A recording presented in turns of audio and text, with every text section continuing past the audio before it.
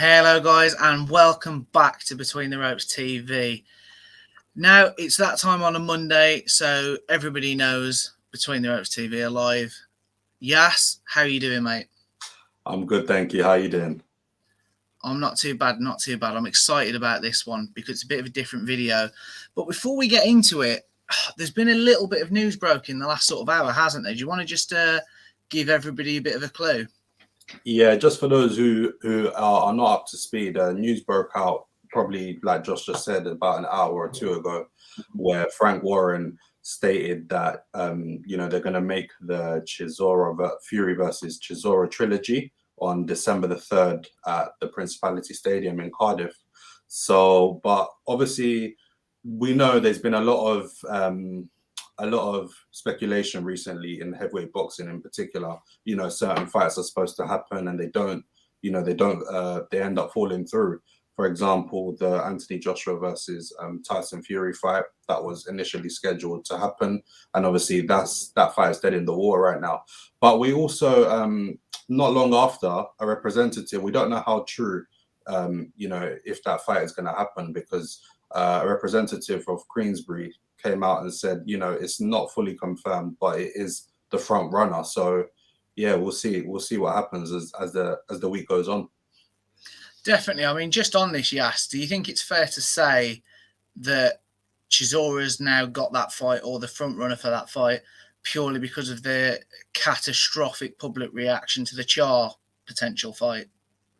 Yeah, in a way, I see. Yeah, I agree with that, purely because of the fact that we know Derek Chisora, ever since he's changed his ways now. He's actually living the life of an athlete.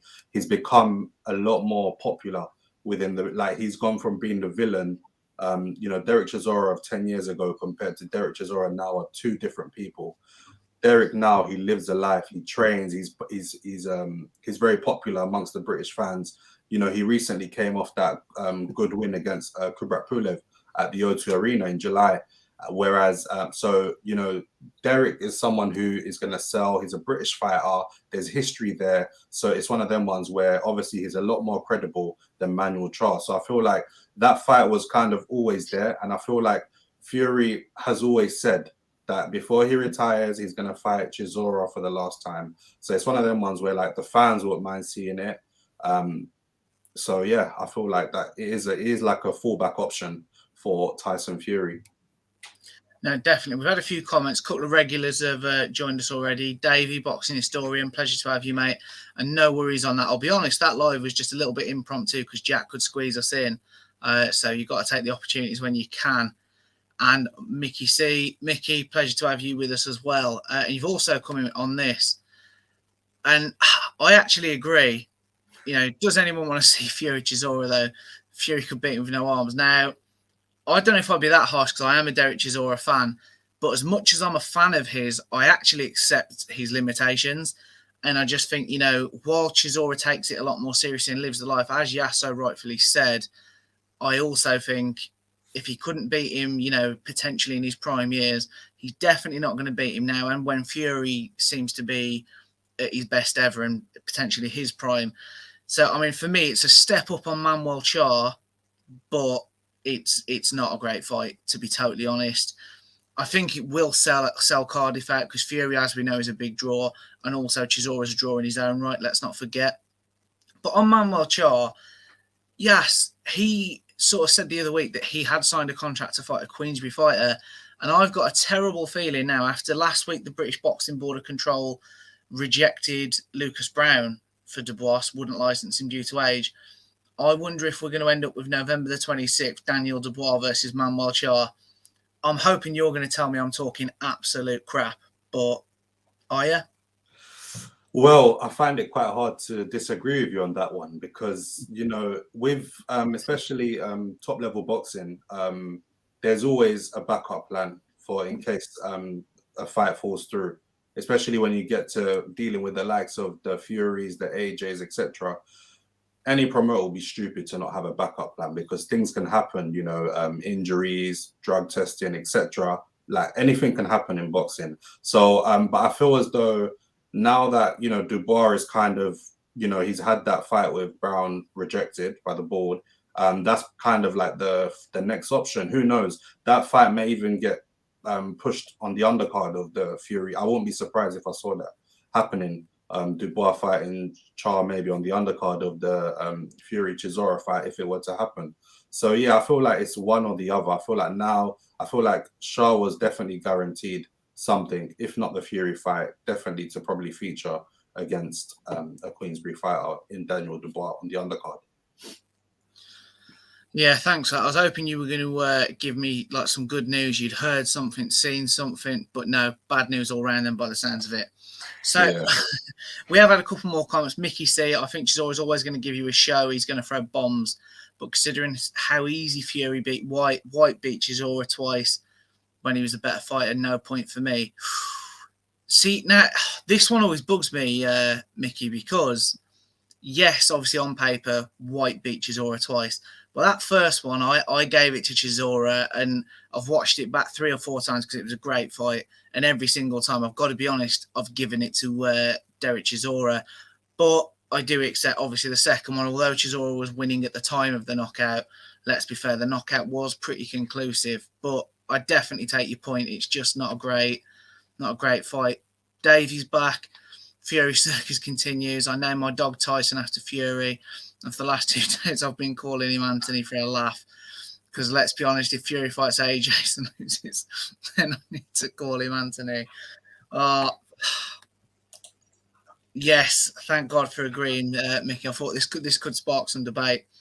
But yeah, and again, it was the second fight was hugely entertaining as well. But I really did that first one for me is probably one of the best heavyweight fights in a good few years, definitely.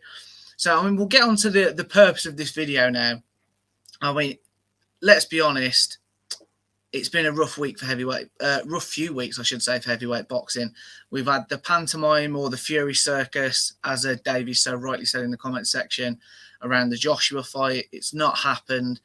And, you know, we'll blame Spence and Crawford as well, although they're not heavyweights, because we've gone from thinking we might finish the year on Fury AJ and Spence Crawford to Fury Chisora, potentially Joshua Chris Arreola, and who knows what Spence and Crawford are going to do.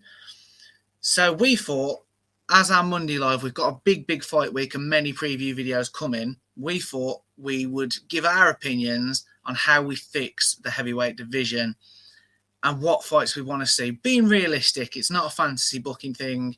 It is just, let's be realistic and let's sort through it.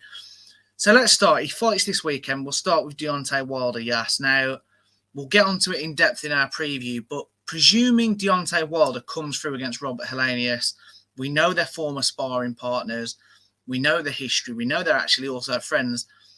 I mean, long story short, can Wilder get back into that world title picture genuinely, not just with the WBC's questionable rankings?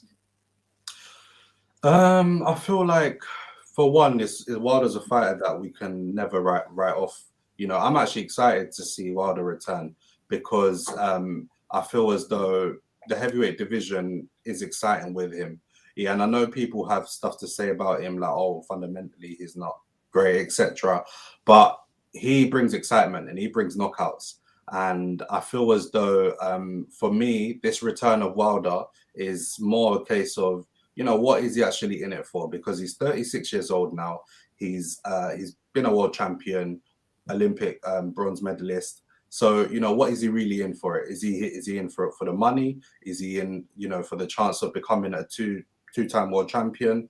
So I feel like I feel like as long as mentally he's not shot with them Fury fights, I feel as though why not? If he gets 1, maybe 2 wins under his belt, he's straight back up there. Because say what you want about Wilder, in my opinion, but I feel as though even though he lost them 2 fights against Fury, for me, his stock has grown since, ever since he's had affiliation with Fury, his stock has grown. So I'm actually kind of excited, and I feel all it takes for Wilder, someone like Wilder, champion, knockouts on his record, all he's got to do is win 1, maybe 2 fights, and then he's straight back in the mix for me, because he's only lost to 1 man.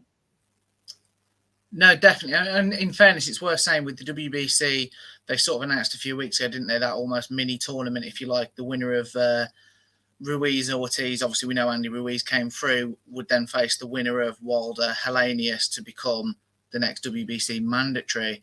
I mean, it'll be interesting to see if the WBC make the next mandatory wait over 1,000 days, like they made their last number one contender. Who knows? We'll see. Mickey's back. I think Wilder always has a chance of landing. I put Fury clear streets ahead of everyone else, put him in with anyone else, and he has a chance. I actually totally agree with this and couldn't put it any better myself. There's some fantastic fights for Wilder, and I agree with you, Yas. I think a lot will come down to what's motivating him at this point. You know, Anthony Joshua talked about after he lost to Ruiz about the motivation to have the history of becoming a two-time world champion. If Wilder's motivated by that, I think, you know, certainly with the WBC, that route is there. But also, if it's the money, let's be honest, Eddie Hearn's made no secret, has he? He's been trying to reach out to Wilder's team because he's got bags of stuff, as he says, to get for Deontay Wilder. I'd love to see him in with Dillian Whyte. I'd love to see the Joshua fight. Feels like we've been talking about both those fights for absolutely years, but I'd love to see him. And I do think now Wilder's not got that belt and he's not protecting the 0 on his record, I think we've got more of a chance of seeing them, because this whole PBC only fighting each other thing, it's going to stop at some point, particularly in the heavyweights. Nobody would want to see Wilder Ortiz 3. There's just no need for it. So presumably would fight Ruiz next. Then who knows? We could be looking at a Fury 4th fight, which is just bizarre. But in the next 12 months, realistically, they could run out of opponents, and then he's got to all of a sudden go elsewhere. And that's when I think we could see these fights happening.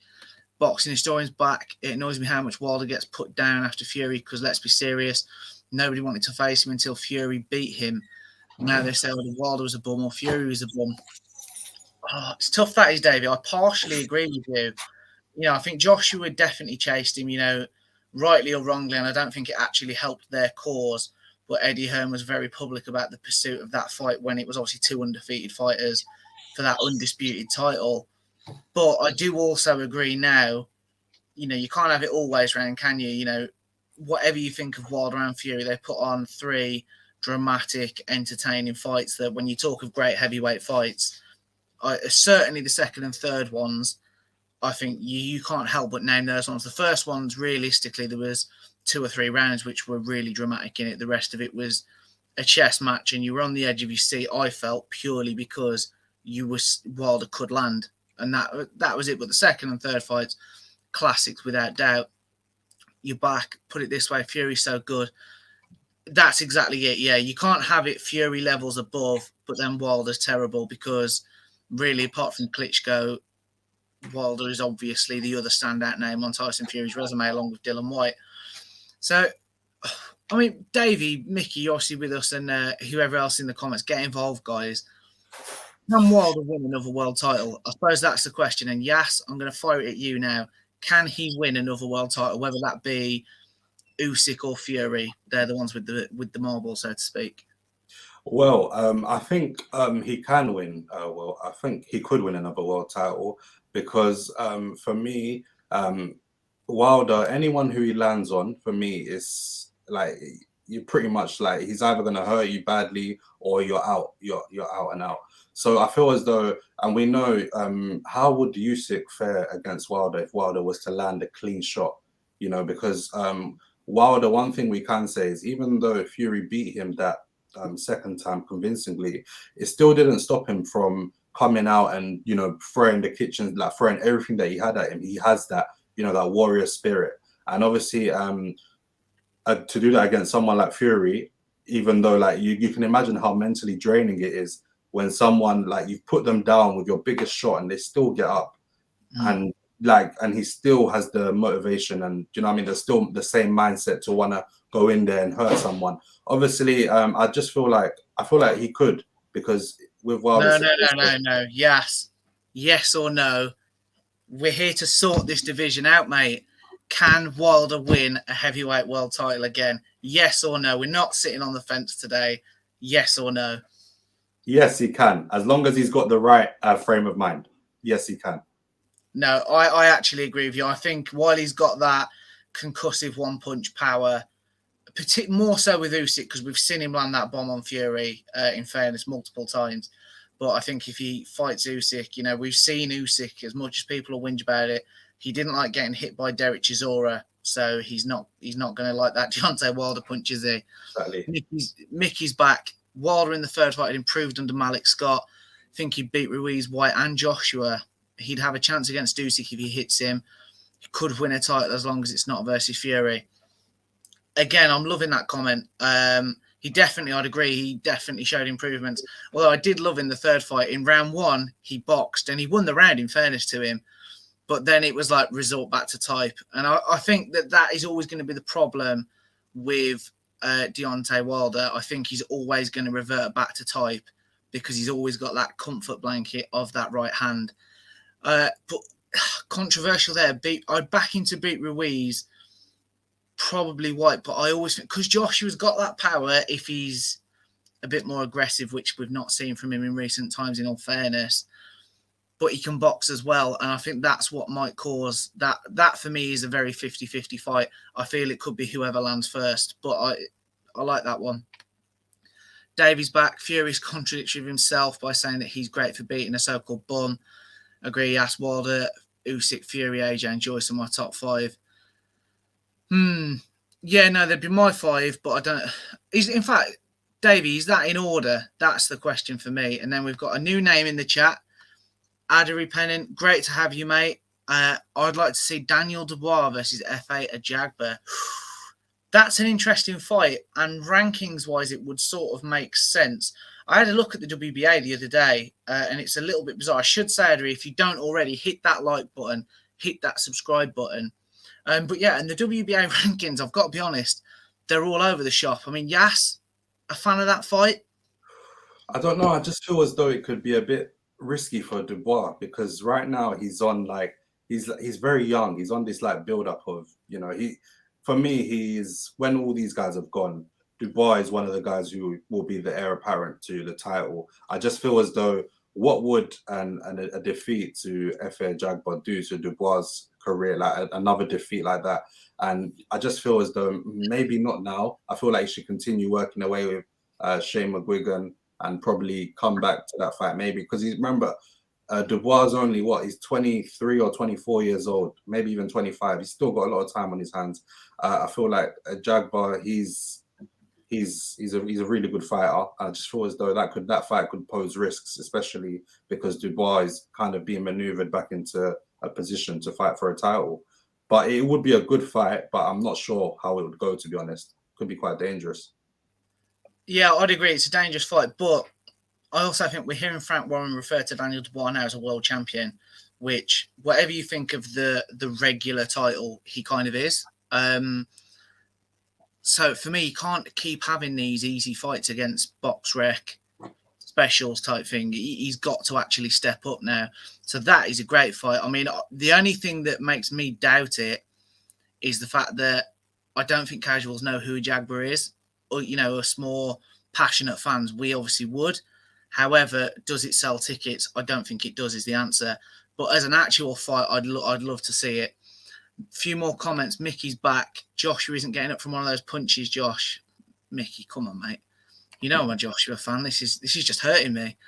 But I do know what you mean. He does look susceptible. And I'm also actually interested to see what Joshua's actually got left after losing to Usyk again and that sort of outburst he had post-fight. That's definitely it's a question as well, isn't it? For Wilder and Joshua, what have they got left mentally? Davey's back with his order. I'd love everyone else's order as well who's in the chat, guys. Give us your top 5 heavyweights. My order is number 1, Fury, Usyk, AJ, Wilder, then Joyce. I can get on board with that, to be fair. I think that's probably about right for me. Just curious, is Dillian Whyte number 6? Or, what are your thoughts on Dillian Whyte, Davey? Addery's back. Frank Sanchez versus Martin McCauley next would be a good boxing match. Again, you're throwing some great heavyweight fights at us. That's another one I'd like to see. I just worry Martin McCauley. He's sort of now, I think, going over to Tony Yoka's backyard and doing a number on him. I almost worry if he sort of made himself who needs him. Is he joined that club? And it's a hard club to get out of because he's certainly no pushover. You know you're going to be in for a hard night. You know, I know he did a bit with Matchroom, but he's not really got a big promoter behind him unless he signed with someone recently, but I can't say I've seen or heard of anything. That's my worry. You know, it becomes a bit tough, doesn't it? And Frank Sanchez as well. I think he's well ranked now, so I think they're going to try and keep him active, but, you know, keep him sensible. There's a few heavyweights for me. Bacoli, Sanchez. I mean, Hrgovic is now the IBF mandatory without really fighting a huge name. Daniel Dubois. They all just need to fight each other, and let's see who really is. See if someone can crash that top five. It's been the top five for a little while now. Let's see if someone can crash it and really go on a bit of a march and shake up the heavyweight division. That's what I'd like to see personally. Davy's back. He's got Dillian Whyte 6, Dubois 7. Can you get on board with that as a top 7? Yes, I think I can. Dubois is the big question mark there because we've not seen him beat anyone. Is that fair? I can get on board with that. I'm not sure about Dubois, but then again, at the same time, who would I put in there for instead of Dubois? Dubois probably for me would come in at like a 8 or maybe 9, but I do definitely agree with that top 6.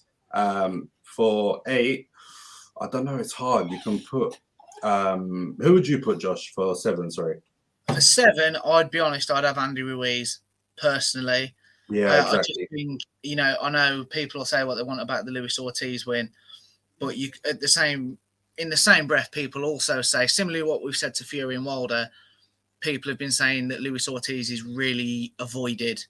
Then I know he's a bit older and he's took a couple of losses, but we always keep the same energy on this channel. So I think that was a good win.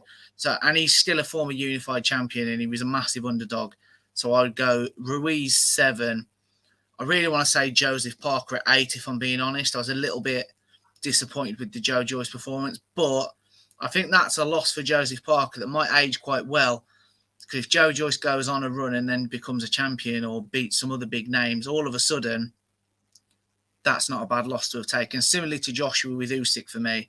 So that would probably be my top 8. And then I think Dubois possibly 9. But I don't know if there's a little bit of British bias there, to be honest. No, to be honest, I can kind of agree because yes, Dubois got that regular title, but look at the experience. Look at the people that, you know, Ortiz is. He was a bogeyman.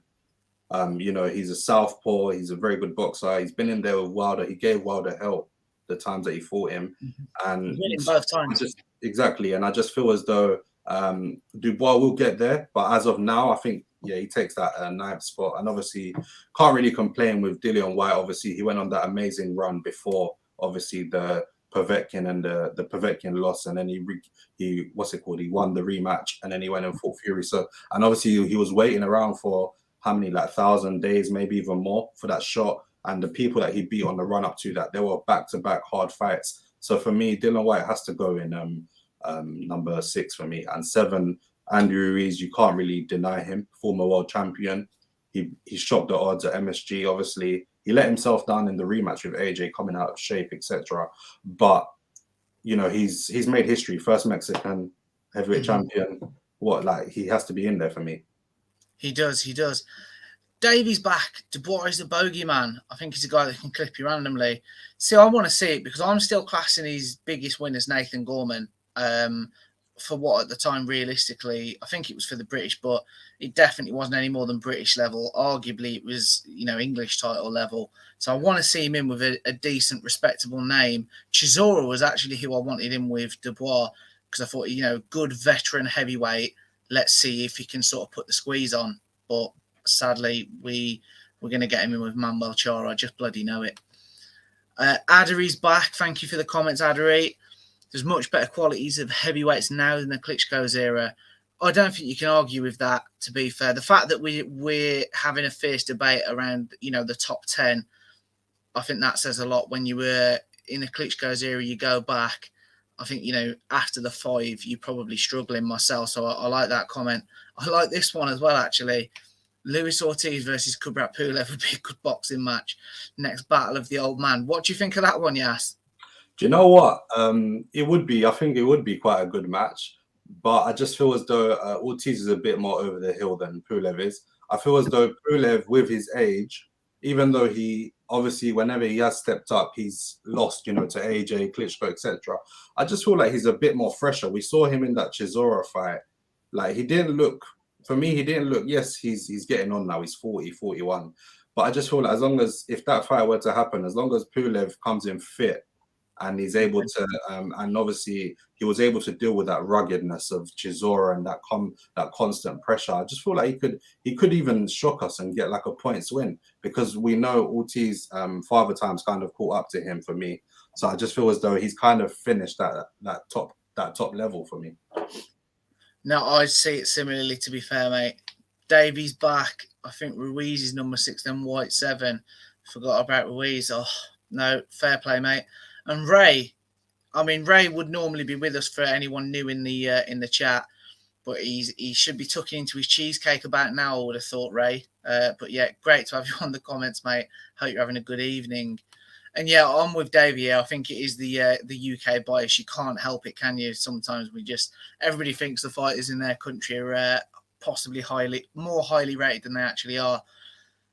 We'll move on from this slightly, and I want to get onto Joe Joyce, yes, because obviously we're fresh off a career best win against Joseph Parker, and it was impressive. The engine, shot variety, that chin was just something else. Realistically, he's not going to get the title shot that he wants, and to be fair, after the run he's been on, possibly has earned as well. When you think Dubois is running around with a regular title, it's quite bad that, you know, Joe Joyce is still waiting. But, you know, Frank Warren delivers for his fighters, you know, gets the shoulders out. We know he delivers.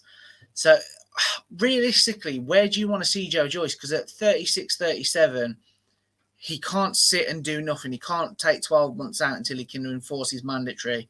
He needs to be active. Who can we see him in with? Oh, you just literally, that's a very good question, firstly. Obviously, in an ideal world, it would be good to see Joyce in a world title shot in an ideal world, but we know the chances of that happening is very slim. I feel as though, for me, the best next opponent for Joyce, with a fight that is not as risky and a fight that I believe he can win, definitely, would probably be, let's hope Dillian Whyte could win if he's out in November, and then maybe first quarter of next year, around February, early March times, fight Dillian Whyte, because Dillian Whyte is a name, and that will just add more to Joyce's credibility. And I feel as though the form that Joyce is in right now, now is kind of the perfect fight for him to catch Dillian Whyte, because we've seen Joyce has got one hell of a chin, and yes, we know Dillian Whyte hits hard, but can Dillian Whyte deal with, you know, Joe Joyce's ruggedness and strength? And he's a different kind of beast. Well, he's 6'6". He came in at like 270 pounds in his last fight, but he carries the weight well. He came in that heavy, but he looked quite lean to me on the scales. And I just feel as though that will be the perfect fight for Joyce. It will add more credibility to his name, and then hopefully after that fight against Whyte, first quarter of 2023, he goes in against a Usyk or whoever's a champion for a shot. Or even he could, if Usyk and Fury get on, you know, Uncle Frank could get the checkbook out and he can have an in-house undisputed. Can you imagine that little interview he'd do with Umar if he made those fights? I mean, that's promotion. He'd need shoulder replacement surgery. It'd just be like this. He'd be in his sleep just twitching away. I love the plan, yes, I really do. Sadly, I can't see it. Obviously, you know, Eddie Hearn sort of made it quite common knowledge that it looks like he's going to have Dillian Whyte out back, obviously on a Matchroom DAZN card, end of November. And I think I'd love to see it, but I don't think Dillian Whyte's going to want to risk the back-to-back losses, which right now I'd personally be tipping Joe Joyce to beat him. I don't know about you. Would you? Yep. That's why I'd want that fight for Joyce, because it's a fight that I'm quite confident in him winning, purely based on what he's shown over time. And, you know, he was the first man to take out Parker like that. You've not seen anyone do that to Parker. Yes, we've seen Whyte drop Parker, but look at Parker's face. Yeah, he just looked like he was rattled in there. He looked like he wanted a way out early on as well. No, he did. He showed a lot of heart to stay in there, but I would agree. Mickey's in with his top 5 or 6 now. We'll count them. So he's gone Fury, Usyk, Wilder, Joshua, Joyce, Whyte. Swapping Joshua and Wilder around Mickey. I can see why, to be fair. I can see why. So I'm not going to argue too much on it. But Addery's back. Gassiev versus... I can't even say it, but yeah, would be fireworks. I don't know. Gassiev has been really inactive. I don't know. Yas, does that fight do anything for you? No, I'm literally in the same boat as you, to be honest. I'm actually not sure because Gassiev, like you said, has been active. And yeah, so I really don't know how that fight would go, to be honest. I'd probably have to do my homework on that one. Sorry, mate. I was listening, boxing historian. Yeah, he's on about Ray saying he's scared tonight and probably away trying to steal Private Reg's. I do remember that from the other week. That, yeah, we don't need more chaos like that, Davey. So, I mean, guys, who do you want to see next for Joe Joyce? I think that's the biggest question, because I agree with Yas. I'd love the Dillian Whyte fight, but I just don't think it's going to come. And then when you look around, it's quite actually tough to match him. I'd like to sit him in with like a Sanchez, a Jagba, Martin Bacoli, Filip Hrgovic, someone of that sort of quality that I would tip him to beat, but he's also going to keep him honest, and he's going to have to train properly, because that's the risk. If he stops and takes easier fights, then when he does get that world title shot, I think he's going to get found out. So I think that's the key for Joe Joyce personally. So let us know in the comments what you think on that. And then we're going to move on. Now, obviously, I did a little bit of a video when this news broke about Anthony Joshua and Chris Arreola potentially meeting December the 17th at Wembley Arena. Now, all we know at this stage is Arreola's had that offer. Obviously, for anyone who saw Eddie Hearn's exclusive with IFL over the weekend, Eddie Hearn sort of said Joshua is in camp, but was a little bit reluctant to sort of go into any more depth than that. Yes, obviously you weren't with me on that video. Chris Arreola, I mean, I know in our WhatsApp we had a little bit of a chat about it, and Ray didn't mind it too much. But thoughts on Chris Arreola and Anthony Joshua, yes? Well, I just feel as though, obviously, Arreola is more credible than Manuel Shah for me. So yes, already he's already fighting someone better than one of Fury's potential opponents. But I just feel as though for AJ, it was a fight that he will go in there, and for me, Arreola, he's 41 years old.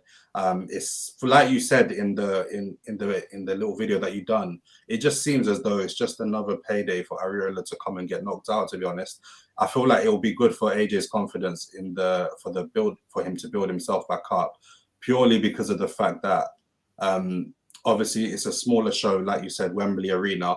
So there's less pressure. It's not a big stadium fight. It's not like a massive occasion.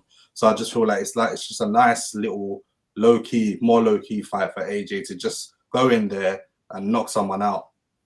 So I'm not really too happy about that fight, but I understand why they would do that, because, you know, back to back AJ's fought, you know, mandatories, tough opponents. You know, he ain't really had a say in who he really fights. He hasn't, but I think I said it on the video. That's the bit that's disappointed me here, because 2 reasons. How much of a confidence boost does beating Chris Arreola really give you, for all the reasons that we've just said? And also, the fact was, you know, after he lost that fight, the Usyk 2, Eddie Hearn was like, this is the first time in, you know, since he's been at this top level, we've had a say in who he fights. And I was, as a fan of Joshua, I'm excited about that. And then the first man they wheel out is Chris Arreola. It's underwhelming. It really is. It does nothing for him rankings-wise. And also, I think there is pressure with it, because if he doesn't knock him out in 2 or 3 rounds, say it went late and he gets a bit like when he fought Carlos Takam, gets a little bit of a contentious, you know, stoppage victory near the end in the later rounds, people are still saying Anthony Joshua's finished. It's potentially, for me, what it is, it's a lose-lose fight. If he wins in style, well, he should have won in style. And if he doesn't win or wins badly, then he's finished anyway. So I don't think it's any good. And also, as I said, the pay-per-view element is a big risk. We need a huge undercard to justify that, because if otherwise, he's just signed this deal with DAZN.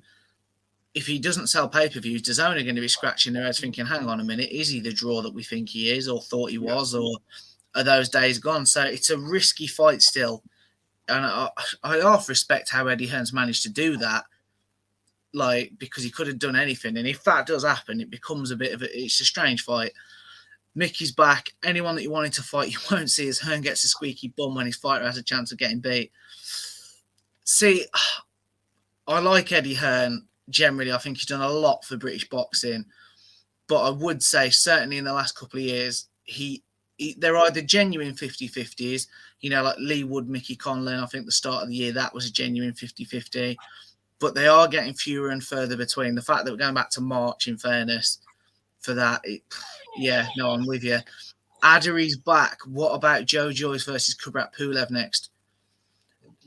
I mean, to be fair, it's the sort of fight that wouldn't actually shock me for the name value of Pulev, but I think Joe Joyce would just steamroll him, which, to be fair, probably wouldn't be a bad thing for Joe Joyce, because, Pulev's good enough to keep him honest, but I think Joe Joyce would just do an absolute job on him. Agreed, Jas? I would agree. I feel as though Joyce would absolutely beat him up. Like, just beat him up and then probably stop him. But it will be quite a brutal fight. And I don't see Pulev giving him no problems, because people say Pulev has a very good jab, but those jabs will bounce off Joyce's. Do you know what I mean? Even though, yes, it's not good to be using your face as a first point of defense, but Parker hits harder than Pulev, right? I think we can all agree on that. Yeah. What's Pulev going to do to Joyce? He's not going to do nothing. And Pulev right now is 40 or late 30s or early 40s, and he just went life and death with Derek Chisora.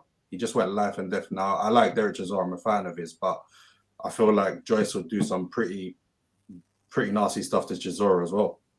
No, I agree. Adry's also back. And I should say, guys, hit that like button and subscribe button if you haven't. We have content most days, and we've got some big interviews dropping as well, but more on this later. Addery's back. Manuel Char is very annoying. He needs to move out of the way. Addery, mate, I'm glad to have you in the comment section, because I totally agree.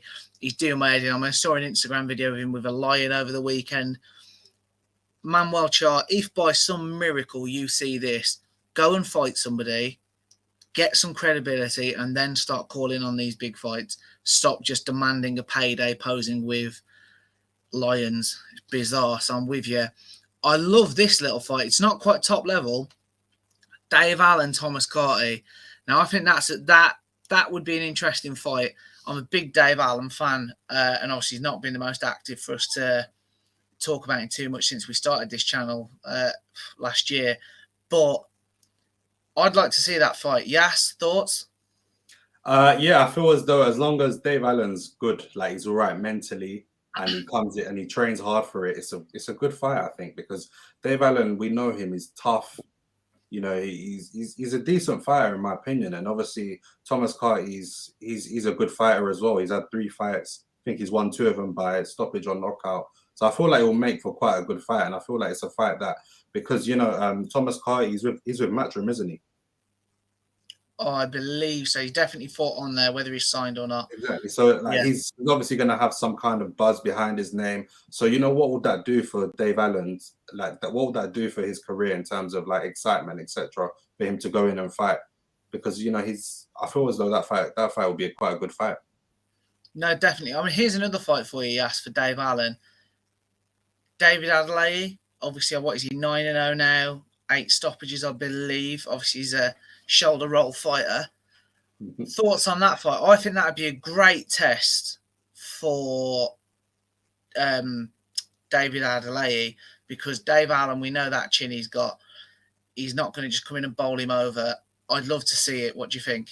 Yeah, I agree, because I actually watched on the Fury Whyte undercard, I watched David Adelaide, and I thought, do you know what he could do with getting in some good rounds against someone, of that kind of caliber like Dave Allen, who's got that reputation of, he's been in there with quite a few good fighters. He's tough, he's durable, he's strong, and David Adelaide is one of the smaller heavyweights as well. So he's going to need to get them rounds and experience in with, you know, the seasoned guys who've been in there, sparred all the best guys, etc. So I actually wouldn't mind seeing that fight purely for David Adelaide's experience and development. But I don't think that fight would end in a knockout. I feel as though Allen will take him the rounds and give him some pretty good work. No, I think he'd give most heavyweights some work with that chin he's got, and the fact that he can bang himself. You know, just ask Nick Webb if he's woke up yet. So no, I'd like to see that. I think the long and short, I'd just like to see Dave Allen back active as long as he's mentally right. Obviously, he's talking like that's what he wants to get out before the end of the year, before big fights next year. Also, the Alan Babbage fight for him. I know Babbage is trying to get that Bridgerweight title fight, but if that fight could be made, I think that's just got a wall written all over it. I know. Because I went to the Chisora Pulev fight and I watched, I think Babbage was on the undercard, and the fight that he was in, oh my God. When he fights, he literally goes all out. Could you imagine them two going for it? It's crazy. He does. Mickey's back. Worst thing about it is I don't rate Joyce as a great boxer. However, it's mental how he gets hit and just walks on. He mentally beats his opponent, takes their best shot and just walks on. I think that is absolutely Joe Joyce in a nutshell, Mickey. I think that is exactly what he does. And I think you see it quite regularly, don't you? As the rounds wear on, it's like you get past that halfway point and you can see his opponents are mentally shot if they've made it. We saw it with Dubois. We've now seen him do it with Joseph Parker. And I'm interested to see what level he gets to before that doesn't happen or someone potentially lands on him. Love to see him in with Deontay Wilder, going back to Wilder. That'd be a great fight. The punch versus the chin. See which comes out on top.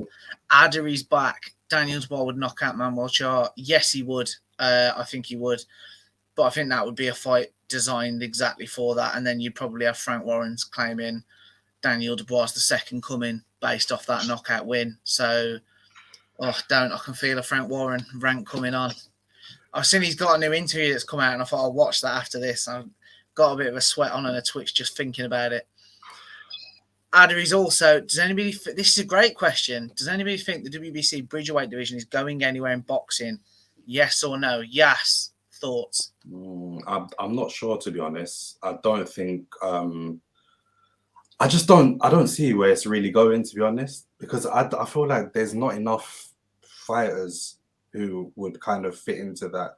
There's small heavyweights, etc. But I just don't think heavyweight boxing is where all the money's at. That division there, I just feel like no one's really gonna. I don't really see it going anywhere like that, to be honest. I feel like it will die down. What about you? No, I agree. When it was announced, I thought it was a brilliant idea because, heavyweights in some areas are getting bigger and bigger physically. There's quite a few smaller heavyweights. Wilder in reality could make Bridgerweight. Obviously, Babbage, Rivas, Jennings, Usyk even. Could Usyk become a 3-weight world champion? Yeah. I thought, that's a genuine possibility. But I was gonna say, even like it would have been a good bridge for the bigger cruiserweights to kind of exactly Gassiev. There was, for me, I remember at the time thinking there's 15 names or so you've made a division effectively. And in terms of that history, like I say, Usyk, can you become a 3-weight world champion? So I was a fan of it. But the execution of it's been quite poor. There's not been the most fights in it. Yeah, I'll be honest. And the fact that Alan Babbage can fight one fight where he's going for a ranking and then get a title shot shows how shallow it actually is. But, guys, let us know what you think. We could be wrong. Addery's answered his own question. The WBC Bridgerweight division is a bad idea for boxing and should be abolished. Also cancelled. Waste of time, pure garbage, unnecessary. Wow, I'm surprised at that. Addery, do you not think that there is an element of heavyweights are getting bigger and, some cruiserweights that look to move up? Like Lawrence Okoli, for example, he'll probably be looking to move up. He's got the frame to bulk up, but he's not necessarily got the dimensions to compete with a Fury who's a giant. And, I do think there's room for it, but it needs to be done better. Look what he does. He does. Look what Usyk did to AJ to show the big Bridgerweight division is a waste of time. It's tough, that one, because I'll give it to you, Yas, in a second, but I would agree with that. But I also think we could be looking at Usyk as a once-in-a-lifetime fighter, potentially. And just because Usyk did it, I don't know if we can tar everyone else with the same brush. What do you think? I'd actually agree. I was actually going to say that. Like, yes, Usyk done it, but Usyk is a different breed, right? He's talented in more than one way. I don't think an Okoli could come and do what Usyk has done to these heavyweights. Yes, Okoli could probably beat quite a few of these top ranked heavyweights, but he can't go in there and play around with one of the leading guys in the heavyweight division. So I understand. Yes, look what Usyk done, but I feel as though if you want to compare Usyk to the likes of the other cruiserweights, it's just a complete different ballgame. So I understand why that was implemented, because it's kind of like, firstly, it's a way for the boards to make more money, because let's be real, it's all about money at the end of the day, all the sanctioning fees, etc. But at the same time, it's also to create that bridge, and it gives people an opportunity to create more history and win more stuff. No, it does. I like the historical element to it, but yeah, no, I'd agree. Mickey's back. Okoli, man, please stay down. Yeah, no, I agree. I mean, this year's been a terrible year for Lawrence Okoli, hasn't it? Obviously, he had that laboured win back in February against Mikhail Cieslak. He's had a massive row of his promoter since, and then nothing for the last 2 or 3 months. So who knows how that will unfold. But yeah, for me, Okoli, I was starting to come round to him a little bit. But then that Cieslak performance I thought, no, I was right first time. I think Okoli's got serious limitations, and I think, sadly, if he comes up to heavyweight, he might learn painfully that it's not the place to be for him. I mean, I'm about done. Yas, any last points you want to make? Yeah, I just wanted to this is a question more for the viewers, really. Who do they think AJ is going to actually, because it's not 100% if it's going to be Areola, isn't it? So who do they think AJ is going to fight?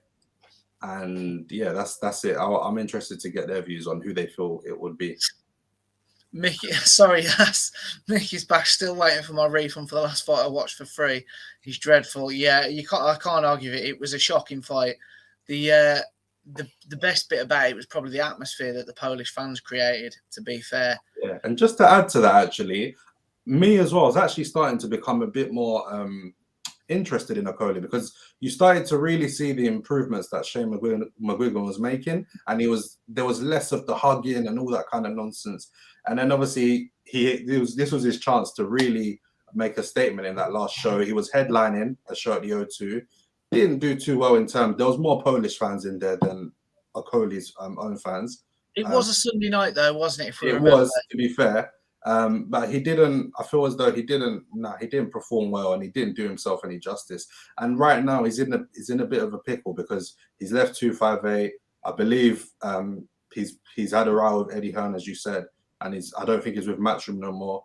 So rumors are that he's with Sky and Boxer, but there's no announcements, and he needs to get active and fighting, because what is he? He's another one. He's coming on to his late 20s now. And if he wants to make that transition into heavyweight, he needs to get some activity under his belt. Yeah, no, officially he's still with Matchroom. I know there was all the talk of the 258 split, but officially, I mean, he's a fool with that, because, he's clearly been paid very well. It was very well documented. Eddie Hearn kept his promise and bought him his 50 grand Sky Dweller. He's been looked after, and let's be fair, he's been looked after against probably what the British public wanted, because he's never been rated very highly by the public. Yet Matchroom will continue to pay him well. We see his lifestyle on his social media, and I know it can be made to look, but he's clearly been looked after. So disappointing from Lawrence Okoli for me, and I think probably the only thing worse than his attitude, his actual in-ring skills of what we've seen recently. But there we go. Yes, great point here, Adri. Ray, Adri, tune into our videos, because Ray, he talks a lot about some of these emerging heavyweights from sort of Eastern Europe and Russia. So yeah, no, definitely. I mean, guys, we'll wrap it up there. If you are new, hit that like button, hit that subscribe button. We've got content coming every day the last few weeks, and we're trying to keep that up this week.